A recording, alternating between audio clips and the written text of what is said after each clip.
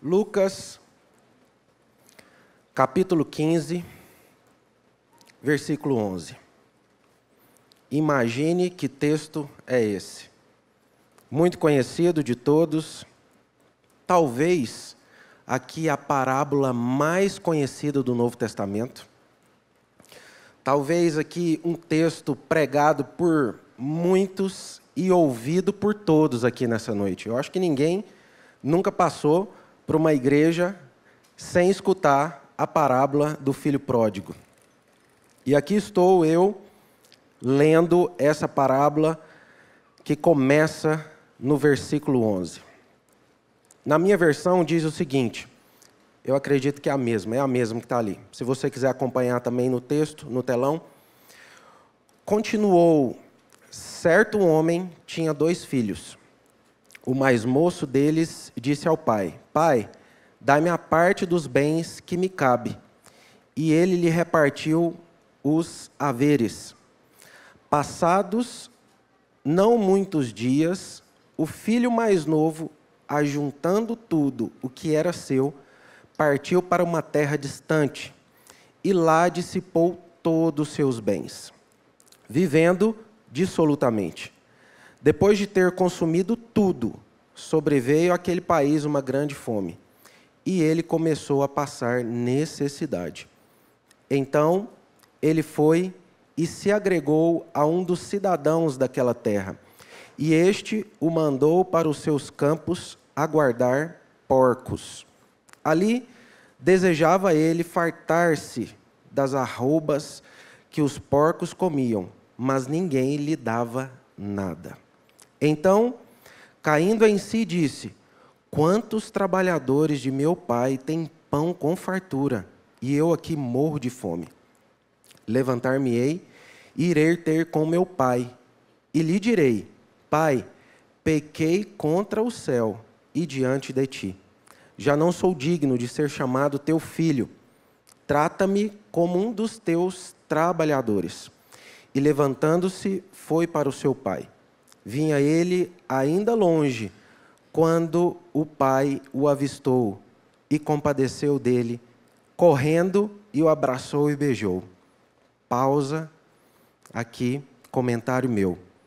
Imagine a alegria do pai ao ver o filho à distância, maltrapilho, magro, voltando para a casa do pai. Olha a alegria deste pai em ver o retorno do filho. E o filho lhe disse, Pai, pequei contra o céu e diante de ti. Já não sou digno de ser chamado teu filho. O pai, porém, disse aos seus servos, trazei depressa a melhor roupa, vestiu, ponde-lhe um anel no dedo e sandália nos pés. Trazei também e matai um novilho cevado, comamos e regozijamo-nos, porque este meu filho estava morto e reviveu, estava perdido e foi achado. E começaram e regozijar-se. Amém? Texto da palavra de Deus aqui para nós, é um texto muito conhecido. Lucas, o evangelista Lucas, ele escreve o seu livro a um homem chamado Teófilo, ou apelidado de Teófilo. Provavelmente um homem da casa de César, porque ele escreve excelentíssimo. Ali a gente sabe que não era um cidadão comum, um cidadão normal, mas era um homem de grande importância. E Lucas, esse evangelista que escreve esse livro, ele dedica a essa pessoa, provavelmente um novo convertido. Mas eu gosto de fazer essa contextualização para a gente trazer à nossa memória também quais foram os passos de Jesus. E para a gente entender aqui onde Jesus estava no capítulo 15, nós precisamos retornar um pouco antes. Jesus aqui no capítulo 14, ele diz que Jesus estava na casa de um fariseu, um dos mais importantes. Jesus se assentava com um homem doutor da lei, um escriba, um cara que era principal, um cara que tinha destaque na sociedade, principalmente naquela sociedade religiosa que era a sociedade farisaica. E chegou até Jesus um homem, olha só, capítulo 14, deixe sua Bíblia aberta ou linkada, como você bem quiser, deixe ela e abra para nós, para você entender lá o que Jesus estava fazendo lá no capítulo 14. Aí chega um homem com feridas na pele. A gente não sabe se era uma lepra, se era um câncer, mas Jesus chega diante ali, comendo na mesa com os fariseus no sábado. E aí Jesus disse aos fariseus que estavam ali, é lícito curar no sábado? E aí, o que os fariseus dizem? Nada. Não falam nada. E aí Jesus cura o leproso e ensina para eles, olha, qual de vocês não teria um boi preso dentro de uma cisterna, não iria lá para salvá-lo? Qual de vocês teria também um filho? Olha a comparação de Jesus aqui, comparou um filho com um boi. Mas Jesus gostava de chocar essa religiosidade. E aí Jesus mostra para ele, olha, eu sou muito maior do que o sábado. E então, qual de vós, está lá, Lucas capítulo 14, versículo 15, qual de vós, se o filho ou um boi cair num poço, não o tirará logo no mesmo sábado? E aí a gente caminha um pouco mais. Jesus continua falando por parábolas. E aí a gente cai aqui no capítulo 15 de Lucas. Capítulo 15 tem uma pergunta que eu quero trazer para nós, a primeira desta noite. Por que Jesus contou essa parábola? Lucas, capítulo 15, versículo 2, diz, olha só, está aqui a resposta para essa primeira pergunta que a gente faz para o texto. Porque os fariseus e os escribas diziam que Jesus comia com publicanos e pecadores. Jesus, no capítulo 14, ele está na casa de um fariseu importante.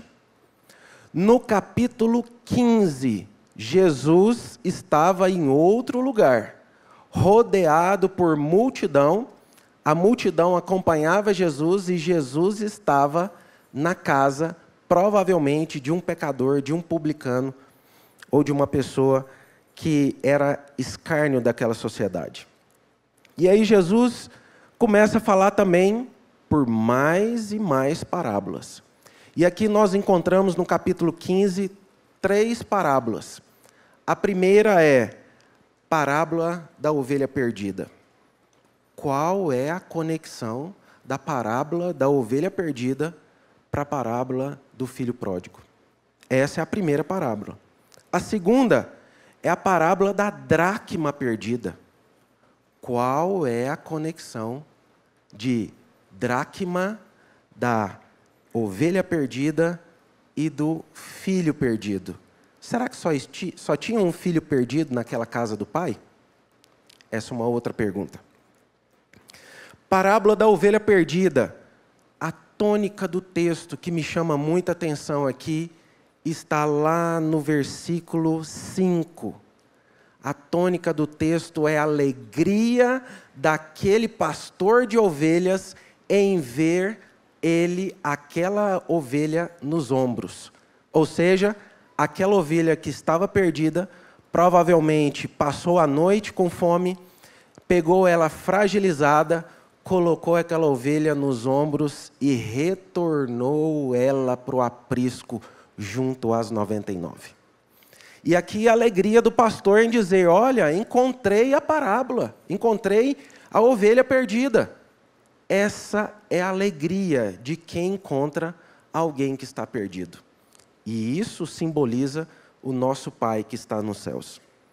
Dracma perdida, uma mulher trabalhadora que tinha 10 dracmas. O que é uma dracma? Dracma é uma moeda do Império Grego, onde simbolizava mais ou menos um dia de trabalho, uma diária. Ela tinha 10, perdeu uma.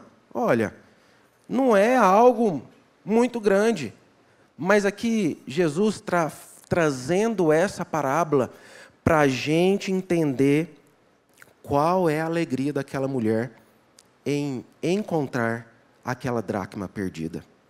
E por fim, o filho pródigo. O filho pródigo, ele encontra o filho. Eu disse aqui, abri um parênteses no meio da leitura e disse que imagine a alegria daquele pai quando o pai vendo o filho longe, distante. Imagina aquela campina, aquela fazenda grande, onde a casa normalmente é colocada no alto da colina. E do alto da colina você vê as estradas que dão acesso àquela grande casa. E o pai sentado na varanda, vendo aquela campina, imaginando quem é aquele homem vindo no final daquela estrada. É o filho que retornou à casa do pai. É alegria. Tanto da ovelha que estava perdida e foi encontrada, quanto da dracma que estava sumida e foi encontrada, aqui também o filho. Não o maior peso, ou talvez o maior peso de todas essas parábolas, é a parábola do filho perdido. Outra pergunta que eu trago para nós essa noite, para você refletir aí sentado, e para você também que está nos assistindo aí em casa. Quem é o filho pródigo? Se nós temos aqui 3 personagens importantes dentro desse texto bíblico. Nós temos aqui o pai, o detentor de todas as coisas, o filho mais novo, que é esse filho que pegou o dinheiro todo do pai e gastou dissolutamente, e nós temos um terceiro filho, que é o filho mais velho. Mas nós vamos nos ater somente aqui ao filho pródigo. E eu digo a vocês, a resposta para quem é o filho pródigo, você olha para você. Todos nós nascemos como um filho pródigo. Essa parábola reflete a nossa vida, porque nascemos querendo fazer a nossa vontade, querendo os prazeres da própria vida libertina, e ela nos oferece todos esses prazeres, e muitas vezes estamos e somos como o filho pródigo. 4 fases eu quero trazer aqui nessa noite para a gente pensar a respeito do filho pródigo. 4 pontos importantes que falou ao meu coração aqui dentro dessa parábola do filho pródigo. E olha que eu já escutei inúmeras vezes, já li várias vezes essa parábola, já escutei muitos pregadores através dessa parábola, mas esses 4 pontos aqui eu quero compartilhar com vocês nessa noite. E o primeiro ponto é: feliz, mas inconscientemente na casa do pai. Como assim? Feliz, inconscientemente na casa do pai?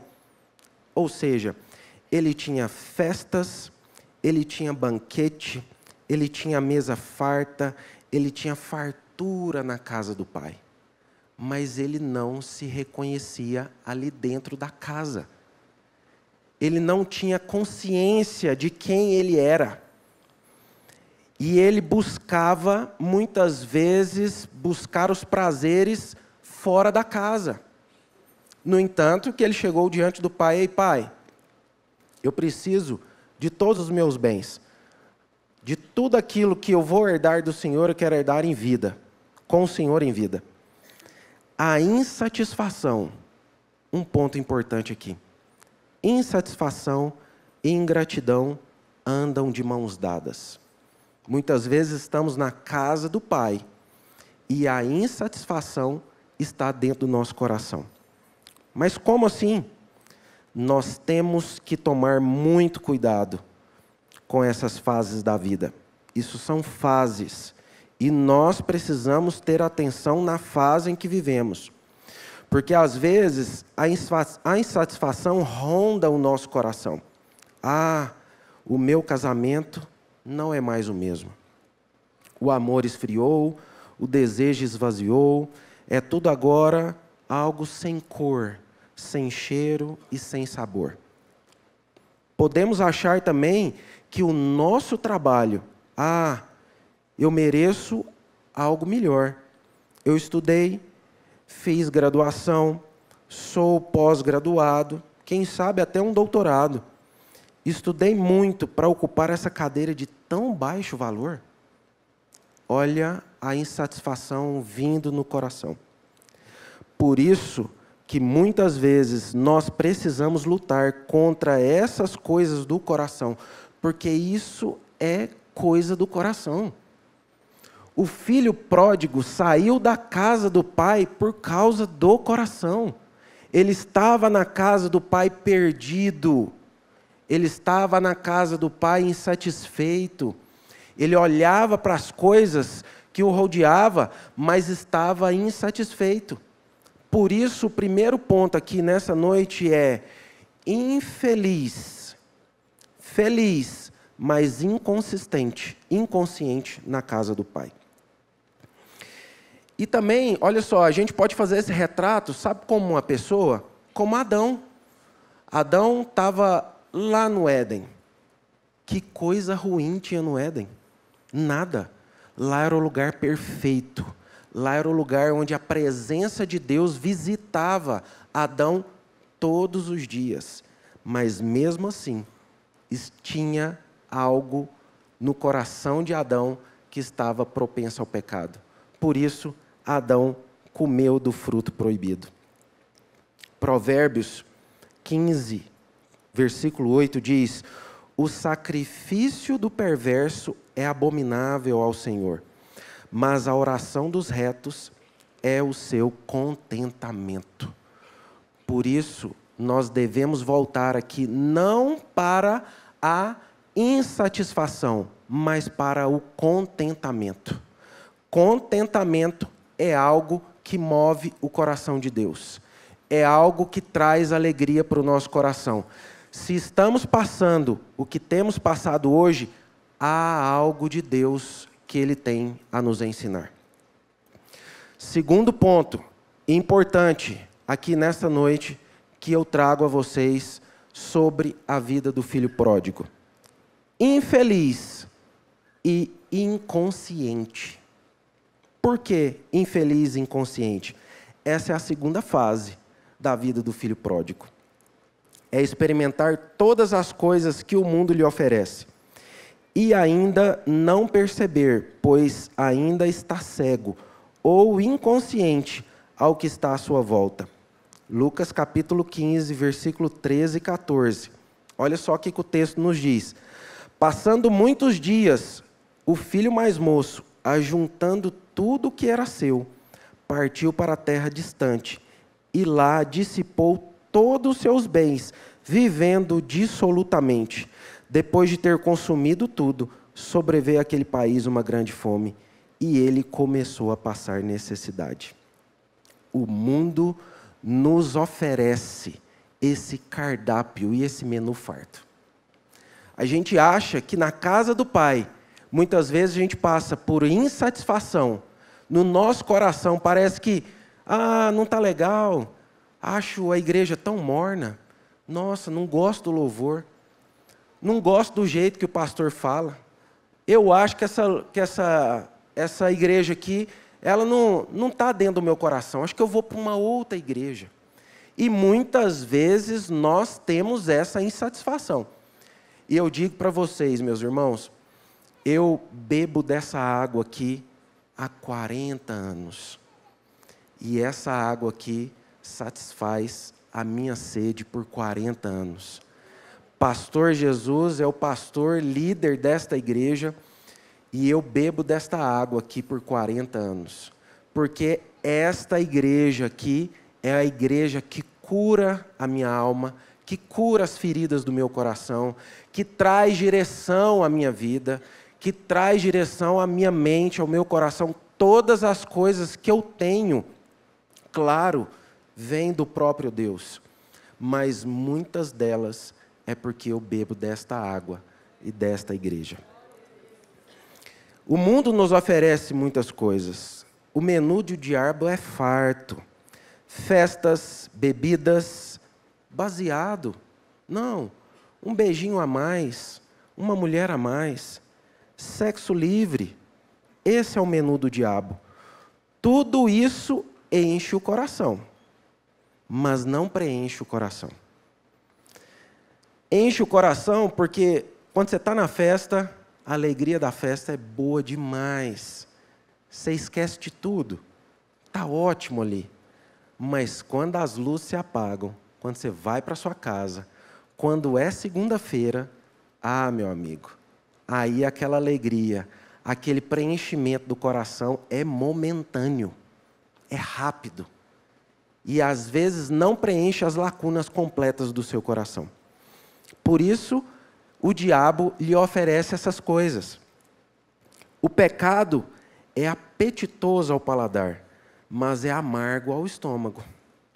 O pecado promete para você alegria, mas paga a você com desgosto. Promete você liberdade, mas depois te escraviza. O pecado escraviza. O pecado, ele prende o seu calcanhar. Quando você acha que você está livre, você está bem, não, peraí, eu só vou dar uma pisadinha aqui do lado. Meu amigo, pisou, não volta mais. Ele amarra, ele prende. Outro dia eu estava vendo uma colhedeira fazendo a colheita de um milho, e o dono da terra não tinha feito o combate das pragas. E aí subiu aquela, não sei o nome, um cipózinho que dá... Corda de viola, isso mesmo, agrônomo, obrigado. A corda de viola estava em volta do milho. E a colhedeira falou assim, não posso colher não, e o cara insistiu até que o cara foi colher. E aí, enfim, passou o primeiro talhão, quando chegou no segundo, aquilo embolou no meio da colhedeira, e com isso não conseguiu colher mais. O pecado é assim. A gente pensa, não, está bonito, está tudo certo. Colocou o pé, abriu os olhos, viu, tocou, beijou, experimentou um trago, acabou. Pecado aprisiona. O pecado escraviza. Então, não brinque com essas coisas, porque o pecado promete vida, mas ele te dá morte. Sabe por que isso não preenche o vazio do coração? Esses menus fartos do diabo? Porque nem tudo, nem todas as coisas,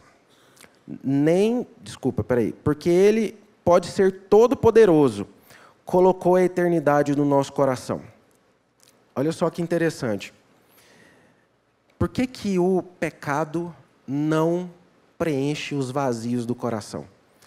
Porque são coisas terrenas, são coisas materiais. E a palavra de Deus diz, eu achei esse texto aqui que marcou a minha vida. Lendo esse texto, porque eu estou meditando nessa palavra aqui já tem alguns dias. E nesse texto aqui me marcou porque eu falei assim, olha, por que essas coisas não preenchem o vazio do nosso coração? Porque Deus colocou a eternidade no nosso coração. Deus estigmatizou, colocou uma marca dentro do nosso coração que somente as coisas eternas preenchem o coração. Por isso as coisas materiais e as coisas desta terra nunca conseguirão preencher completamente o nosso coração. Por isso que a eternidade, quando Deus coloca isso no nosso coração, é isso que a gente passa por essa terra, mas os nossos olhos sempre estão nos céus. Amém? Terceiro ponto, importante para a gente pensar aqui sobre a parábola do filho pródigo. Infeliz, mas agora, Heber, consciente. Ele estava na casa do pai, feliz, mas inconsciente. Agora ele está fora da casa do pai, infeliz, mas agora consciente. Olha o que o texto nos traz lá em Lucas capítulo 15, versículo 17 e 18. Então, caindo em si, disse: quantos trabalhadores de meu pai têm pão com fartura, e eu aqui morro de fome. Levantar-me-ei e irei ter com meu pai. Entende que a eternidade que Deus impregnou no coração de todo homem, aqui demonstra nesse texto? Então, eu me levantei, e aí fui ter com meu pai. Porque lá o quê? Meu pai tem muitos trabalhadores. Lá a casa do meu pai é farta. Lá há pão com fartura. Os trabalhadores do meu pai têm pão com fartura. E eu aqui desejando a comida dos porcos. Então, bateu esse senso de eternidade. Opa, cadê o dinheiro? Acabou. Nossa, o país está passando por fome. E eu aqui cuidando de porcos. Gente, cuidar de porcos para um judeu é inadmissível. Aqui o homem não chegou no fundo do poço, ele chegou no lamaçal do poço. Mais ainda, se assim eu posso dizer. Então, agora ele está consciente. Porque ele estava na casa do pai, mas estava inconsciente. Obrigado, irmão, isso.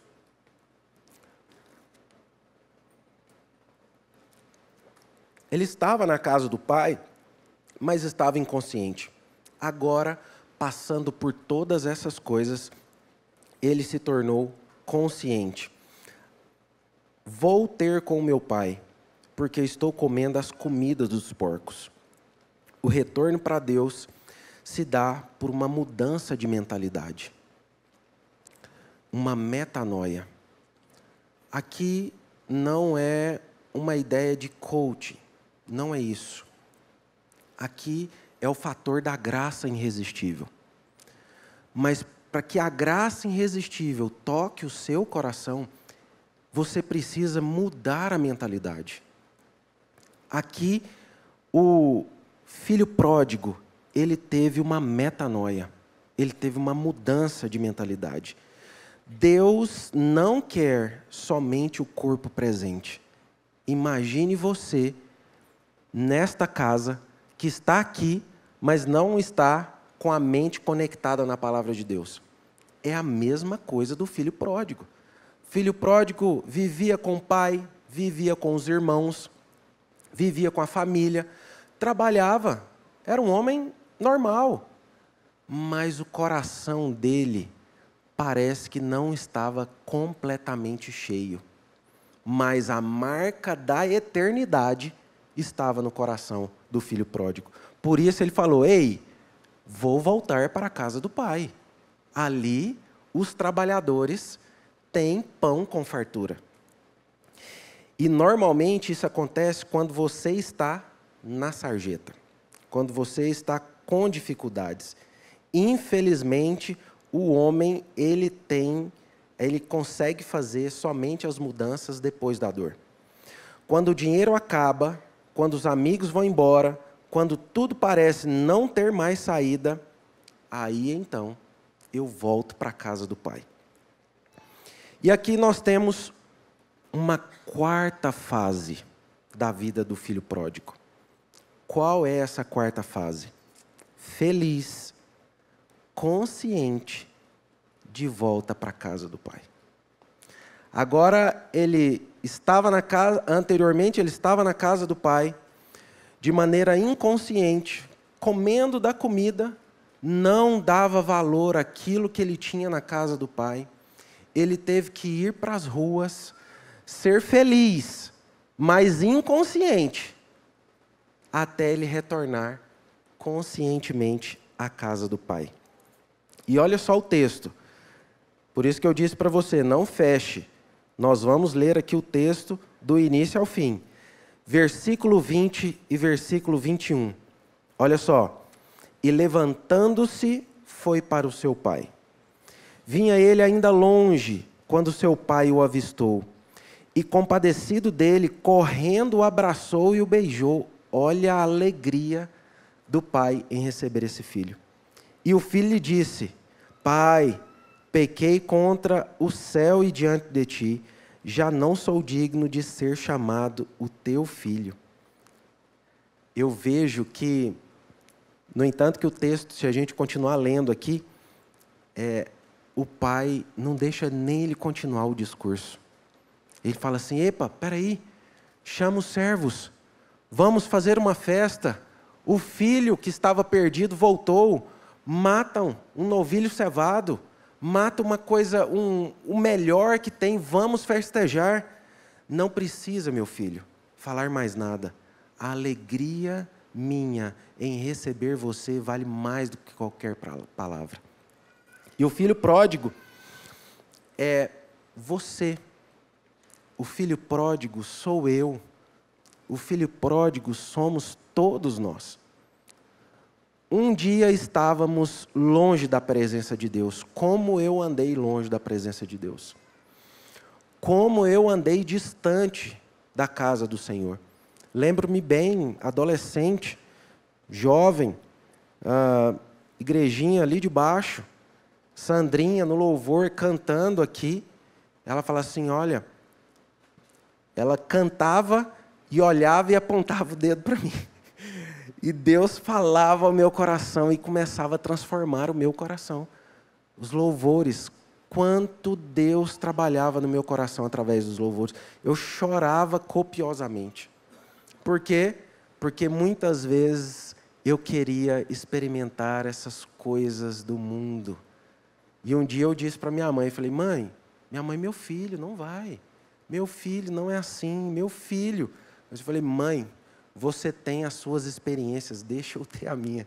Maldita hora que eu falei essas coisas.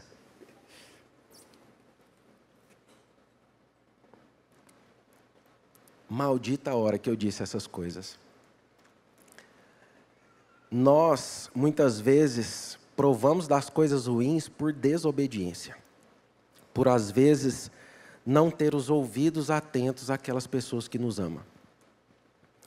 O filho pródigo sou eu. O filho pródigo é você. Jesus conta essas parábolas por causa do discurso dos fariseus.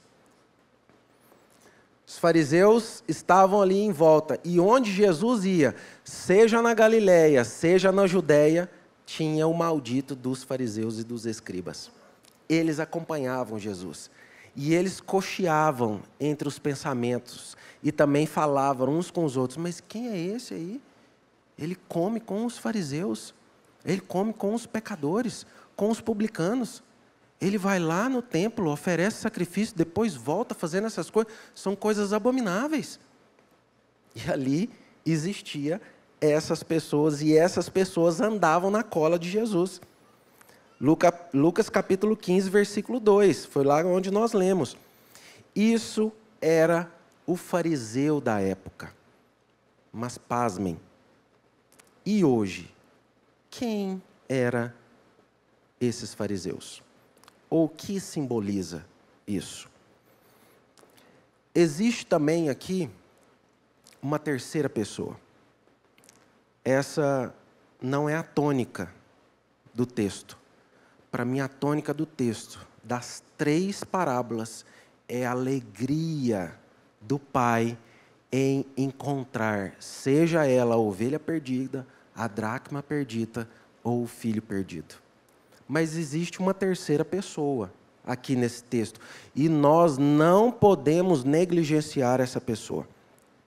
Olha só, o texto começa a falar dele lá no versículo 25. Vamos ler conosco? Comigo? Ora, o filho mais velho estivera no campo, trabalhador junto com o filho mais novo. Os 2 trabalhavam para o pai. E quando voltava, ao aproximar-se da casa, ouviu a música e as danças. Chamou um dos criados e perguntou o que era aquilo. E ele informou, veio o teu irmão, e o teu pai mandou matar um novilho cevado, porque o recuperou com saúde. Ele se indignou e não queria entrar, saindo, porém, olha só, pausa aqui na leitura. O filho, imagina um encontro, eu acredito que esse encontro do filho pródigo com o pai, provavelmente foi no meio da tarde, 3 horas da tarde, 4 horas da tarde. E aí encontra com o pai, ele manda matar um novilho, começa a fazer uma festa, por volta das 6 da noite, o filho mais velho passa, vê as luzes do casarão ligadas, fala assim, mas o que é isso? Ouve o barulho, ouve as danças, manda chamar o servo. E aí? O que está acontecendo? Não, seu pai mandou matar um novilho cevado, porque encontrou o seu filho, o filho mais novo, com saúde. Olha só que interessante. Reencontrou com saúde. E continua. Ele se indignou e não queria entrar. Saindo, porém, o pai procurava conciliá-lo. Meu filho, vamos entrar. Vamos para a festa junto conosco. Vamos nos alegrar aqui nesta festa, porque o seu irmão voltou.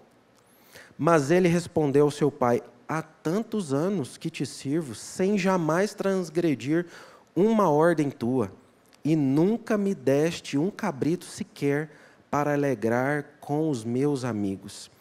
Vindo, porém, esse teu filho, olha só, não trata nem como irmão, esse teu filho, que desperdiçou os seus bens com meretrizes. O texto anterior não fala sobre isso, mas a acusação do filho mais velho sobre o filho mais novo é dessa forma. E gastou e desperdiçou com os seus bens com meretrizes. Tu mandaste matar para ele o novilho cevado. Então lhe respondeu o pai, meu filho, tu sempre estás comigo, tudo o que é meu é teu. Entretanto, era preciso que nos regozijássemos e nos alegrássemos, porque o teu irmão estava morto e reviveu, estava perdido e foi achado. Sabe o que isso quer dizer para nós hoje? Que houve festa na casa e muitos entraram. Muitos. Mas o pai e o filho mais velho, o pai chamou o filho mais velho, mas o filho mais novo, o filho mais velho não quis entrar. O texto finaliza aqui sobre esta festa. A gente vê que todos foram para a festa. Todos foram para o banquete da graça de Deus. Todos, exceto o filho mais velho. O que era justo, o que era perfeito, o que era o cara que trabalhava muito, era o cara irrepreensível aos olhos de todos. Mas esse não entrou para o banquete da graça. Filho mais velho, muitas vezes ele é cheio de justiça própria, assim como os fariseus e os escribas da época, assim como os religiosos também o são. Em qual você está? Você se encontra nesta noite perdido fora da casa ou perdido dentro da casa? Você se encontra como esse filho pródigo que gastou tudo, todas as coisas do pai, tentou preencher todos os vazios do seu coração, mas não conseguiu, mas voltou para a casa do pai, sentou à mesa do pai, o pai trocou as vestes, o pai lavou as vestes, o pai colocou um anel no dedo, que simboliza importância, que simboliza autoridade, colocando sandália nos pés. Ou você é esse filho mais velho que parece estar na casa, mas não quer sentar à mesa do banquete da graça. O banquete da graça está à mesa. Ele foi oferecido para ambos, mas somente um entrou. Teremos muitas surpresas no reino dos céus. Se volte para Deus, porque Ele é rico em perdoar e misericordioso para lhe receber de volta a casa. Nesta noite, eu quero dizer para você, se você é um filho pródigo, quebranta o seu coração. Quebranta o seu coração. Porque o banquete da graça está à sua disposição. Mas só sentarão nesse banquete da graça aqueles que têm um coração contrito e quebrantado.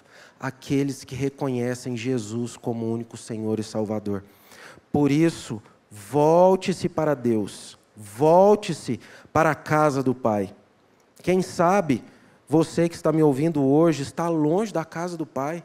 Você às vezes está na internet aí, ouvindo. Você pode, na sua casa, fazer isso. Voltar aos braços do Pai, voltar à casa do Pai. Talvez você foi enganado por amigos, foi ludibriado pelos prazeres momentâneos da carne, foi enganado até mesmo dentro da igreja. Às vezes você está com aversão à igreja. Não quero voltar para os crentes. O crente mente, o crente ludibria. Às vezes você tem isso no seu coração, mas aqui é um convite da parte de Deus para você voltar à casa do Pai. Você precisa voltar à casa do Pai. E essa noite eu quero convidar você, você mesmo que está assentado, coloque a mão no seu coração. Você que se enxerga como um desses homens aqui citado na palavra de Deus. Se você enxerga que você é o filho pródigo, que merece,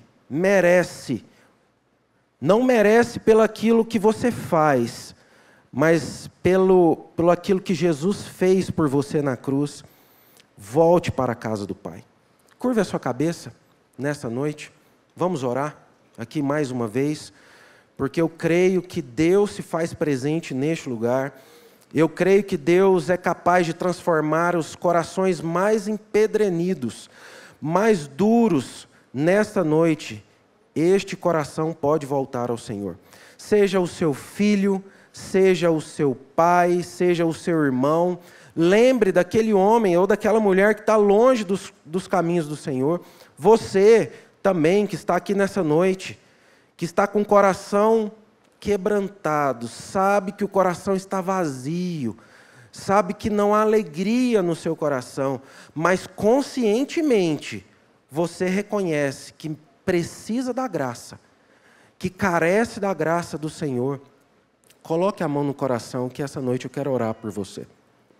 Você que está em casa também, ouvindo esse texto, ouvindo essa pregação, essa palavra de Deus, a palavra de Deus diz que ela nunca volta vazia, nunca. Ela alcança o coração mais longínquo, mais distante. Pai, em nome de Jesus, nesta noite, eu coloco todos nós aqui, que aqui estamos, neste lugar, e até mesmo nos assistindo pela internet, eu coloco diante do Senhor. Porque a Tua palavra ela é viva, ela é eficaz, ela transpassa o coração mais duro. Muitas vezes o coração está vazio, longe da Tua presença. Muitas vezes embebecido pelos prazeres deste mundo. Mas a Tua palavra é aquela que satisfaz o coração. A Tua palavra é aquela que alimenta a alma. A Tua palavra é aquela que fortalece aquele que está cansado das lutas. A Tua palavra é aquela que encoraja a prosseguir o caminho. A Tua palavra é aquela que dá esperança, que traz alegria. É a Tua palavra. Não é eu, não sou eu, não é a minha palavra nessa noite, mas é a Tua palavra. A Tua palavra é maior do que o pregador. A Tua palavra é maior do que a Igreja Batista Central de Anápolis. A Tua palavra é maior do que qualquer principado e potestade. Porque onde está a Tua palavra, onde habita a Tua palavra, onde está a Tua presença, o mal não pode subsistir. Por isso, nessa noite, Pai, eu oro por essas pessoas, filho pródigo como eu, que voltei à casa do Senhor. Eu oro por essas pessoas, para que a Tua graça, que é irresistível, alcance o coração dessas pessoas. Toque o coração, volte essas pessoas para a mesa do banquete da graça, que elas possam encontrar no palácio do Senhor, nessa casa do Pai, onde há fartura de cereais, onde há fartura de vinho, onde há fartura de alegria, onde há preenchimento dos vazios do coração, está na casa do Pai. Eu oro por essas pessoas.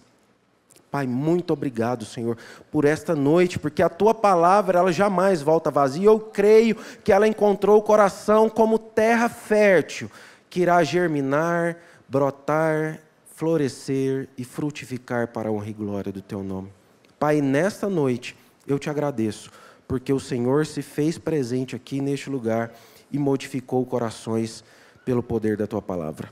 Obrigado, Senhor Jesus, por esse momento. Recebe, Senhor, o nosso louvor e a nossa súplica, em nome de Jesus.